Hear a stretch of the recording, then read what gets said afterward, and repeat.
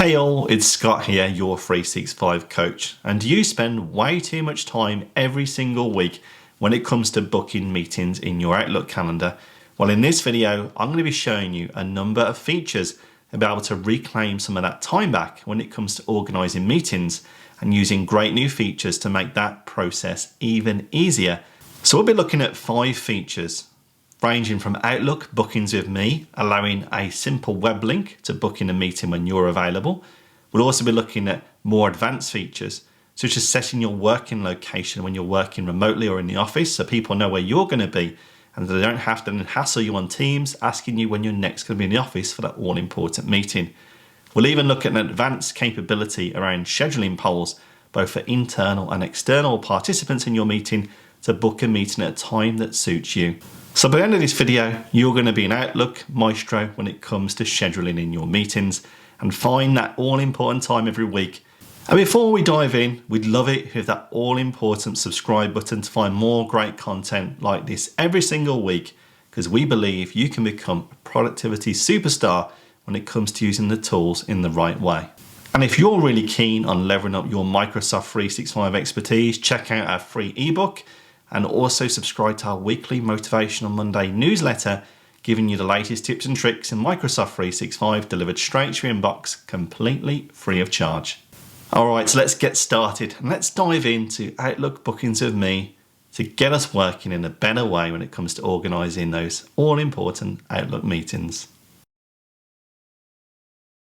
So how about we get started with creating you your own personal bookings page. This uses an Outlook feature known as Bookings with Me, and it comes free with your Microsoft 365 business license, but most people actually don't know it exists.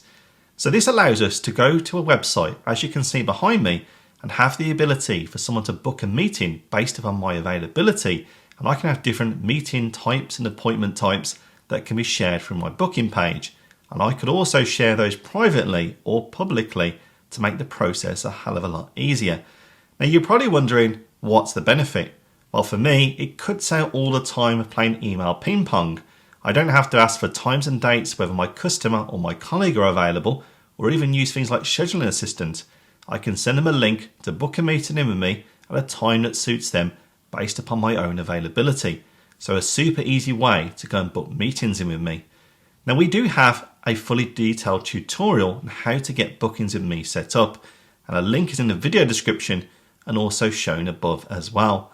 But in this video, I'm going to be showing you how to create your first appointment or meeting type that can be shared on your public booking page. So to get started, the best way is to go into office.com. And when you're in office.com, head over to the app launcher and then select Outlook. When you do that, your Outlook on the web will appear. Click into the calendar icon to the left-hand side and you will see an option to go to my booking page. When you click into that, it'll open a web browser tab and then sign you in to Bookings with Me. The first time you load it, you might see a dialogue just guiding you through the process. Now I've already set this up, as I mentioned earlier, and I can see my available meeting types. What we'd like to do is go and create one of them. So I can click on the plus icon under Public and create my first public meeting type. So in our meeting, we can now give it a meeting title, which will appear as a subject line. We can give it a description and also a location. Now, if you leave the checkbox marked as Microsoft Team, it will become a Microsoft Teams meeting. So let's go ahead and add in some additional detail. So with that added, we can also set the duration on this meeting. Now, I clearly said this is a 1 hour, 60-minute meeting. At the moment though, this meeting is only for 30 minutes when it enters into my calendar. So I can actually change this, mark it for an hour. We can then leave this meeting as public, so it shows my public booking page, or I can mark it as private, so it's only accessible via a web link that I can share. But as you mentioned, we go into that in further detail in our other tutorial. So I'm going to mark this as public. What I can also do is append this into my email signature. So at the end of every email, my signature has a link to book a meeting with me with my 60-minute or 1 hour meeting. I actually don't want it to do that, so I'm going to uncheck that option.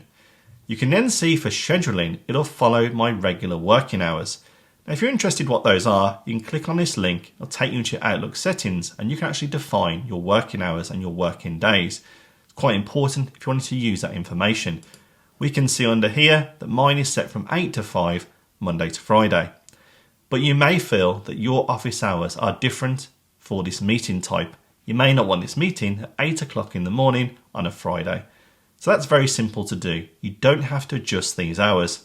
Go back into your bookings page and instead click under the drop down and select Use Custom Availability Hours. And you can now set the following dates and times depending on your requirements. Under Advanced Options, you can also set additional buffer time to give you the time needed to write up minutes and notes or prepare for your meeting, and even set the minimum and maximum lead time for your meeting. Additional capability now exists as well in your bookings page to send an email reminder. So you can actually send an email reminder and include the reminder message a duration before the actual meeting to remind someone that the meeting is upcoming. Handy if you want prep or so forth to be completed before you meet with that person. Likewise, maybe you want a follow-up email asking how the meeting went or follow up on particular areas. Once again, we can template this and send it after a duration once the meeting has been completed. Now with all of this done, all we would then need to do is click on Save. With that now saved on our booking page, we can now see the 1 hour meeting is shown on my booking page here. Now if I want to share my booking page with others to go and book a meeting, what I can do is click on the share button, and the best way is by clicking copy link. Copying that link and then opening it in an in-private browsing tab will then allow me to see how it looks and feels to someone else, both internally or externally. Now you'll see you're prompted here to sign in with Microsoft 365 account or continue as a guest. Now if you don't have an account, you can select continue as guest. All that means is once the actual meeting is attempted to be scheduled, a confirmation code is sent to that email address that the person is trying to schedule a meeting for before it gets added into your diary, preventing misuse and spam of your appointments. We can actually see in here the one we had just created for meeting with Scott for 60 minutes. We can now see the available times and dates on my calendar based upon, again, the meeting type and also my availability in Outlook. By clicking on one of these times and clicking on Next, we're now prompted to put my name, email address and notes ahead of the meeting that is shared with me in the meeting type itself. And assuming this is all completed and this verification code is then effectively input that's been sent to that email address, then the meeting is scheduled in exactly the same way as you would enjoy in your Outlook calendar today. But all the work is taken away. A simple web link to your public booking page will allow people to book meetings with you at a time and date that works for them and for you based on your availability and the appointment types. For example, maybe you don't want that management meeting on a Friday. So bookings with me is a great way to simplify when it comes to booking meetings. Don't adjust your YouTube sets. I'm just here quickly to tell you about something you're probably missing out on. Now, we send out video tips and tricks on how to get the most from Microsoft 365 every single week. And we call this email that we send out the Motivational Monday because we always need that kickstart right on a Monday. And so if you're missing all of our great content and want it delivered straight into your inbox every single Monday, all you need to do is head to the link below, get signed up, and we'll do the rest. And we look forward to having you part of our great community where you can find all of this great content to be more productive every single day. Other than that, let's dive back in. And secondly, there is a better way to schedule a meeting when it comes from email. Here I have an email to talk about a project review, and it's a lot easier for me to book a meeting to get this sorted. It's not going to be reply all and continue the conversation. So will you be tempted to go into your calendar and manually book in this meeting? Well, you may well be, but there's a simple way you can get this into your calendar in a few clicks. All you need to do is click on the three dot menu and then drop down into other reply actions. Here I can select reply all by meeting. And when I do that, a calendar invitation is then opened with all of the relevant people in this meeting and also suggested times of when people can meet based upon their availability. And not only that, we even have the subject, i.e. the email thread inside the body of that meeting so everyone knows who it relates to. So a super easy way there to get an Outlook meeting in a diary without going anywhere near Scheduling Assistant when it comes to those all-important emails that are being fired through and getting into your diary in just a couple of minutes. And there's another way that we can get a meeting in a diary without having that whole email ping pong, And that is when it comes to scheduling polls, allowing someone to choose a time and date that suits them, especially if you're trying to bring lots of people in the meeting. They all need to agree when they're available, while scheduling polls are a great way to do that.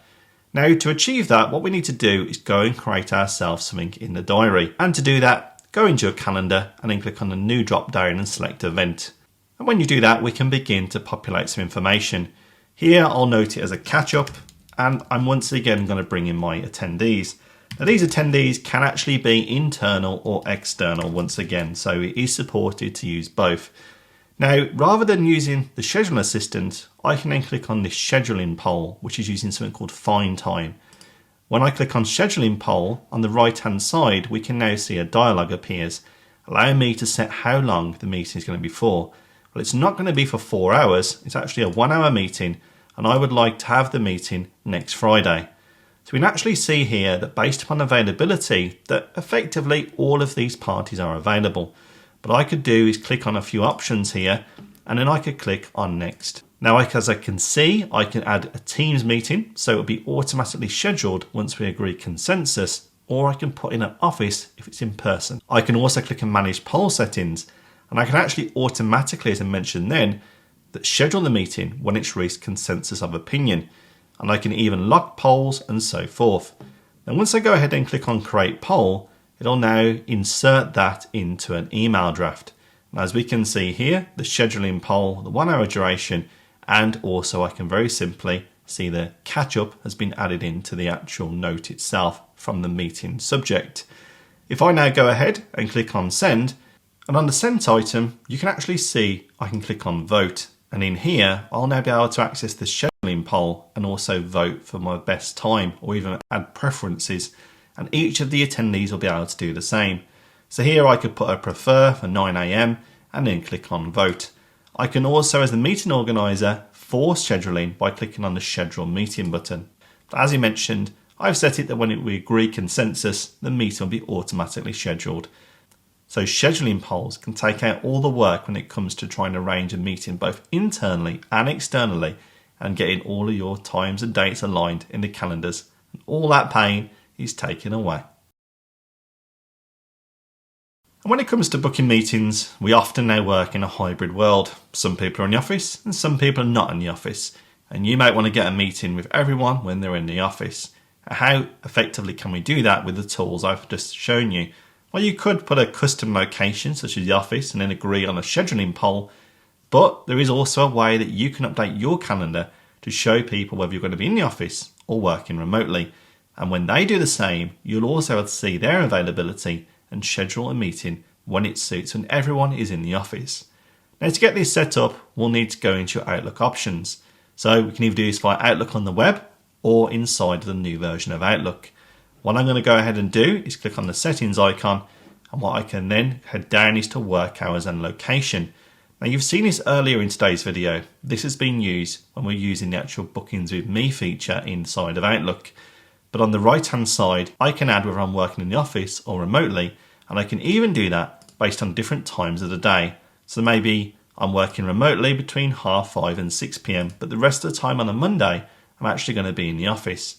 So very helpful here, which will also show people where you're going to be and how best they can organise a meeting with you. Now, of course, this doesn't change itself week by week. These are more static in the sense of maybe you'll be working Tuesday and Wednesday remotely, but every Thursday you'll be in the office.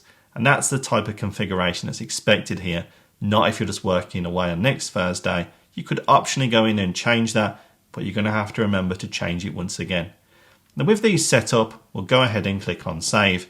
Now, this is really powerful when we're using scheduling assistant. So let's go ahead and open a new event inside of the calendar.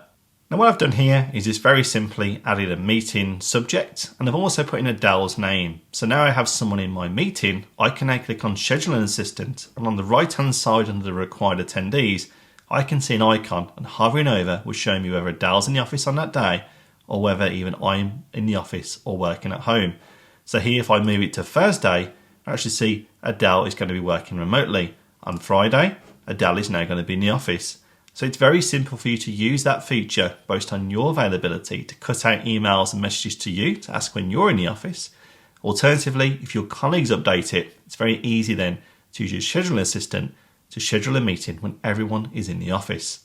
And not only that, when you actually set your locations, they sync into Microsoft Teams. So here I am inside of Teams. By clicking on my name, I can actually see that automatically it's been set to working remotely in line with my working hours and locations. I can actually override that and set to clear or move it into the office.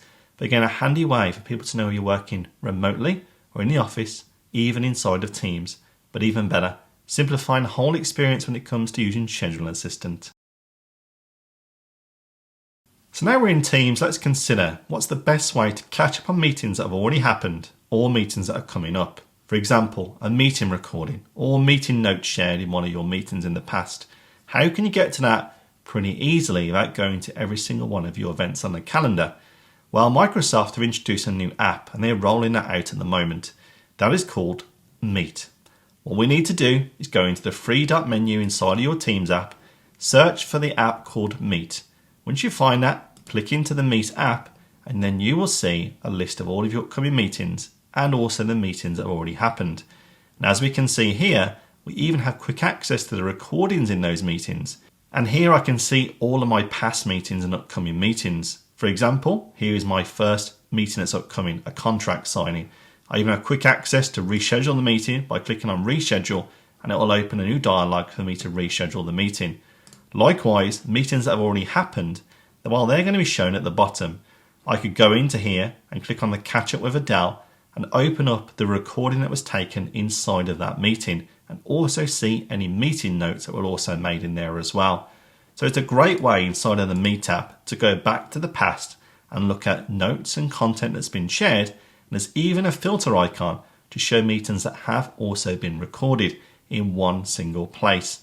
So Meet is a great way to catch up on all of your upcoming meetings and past meetings without going to Teams chat threads or into your appointments individually to get to that content quickly.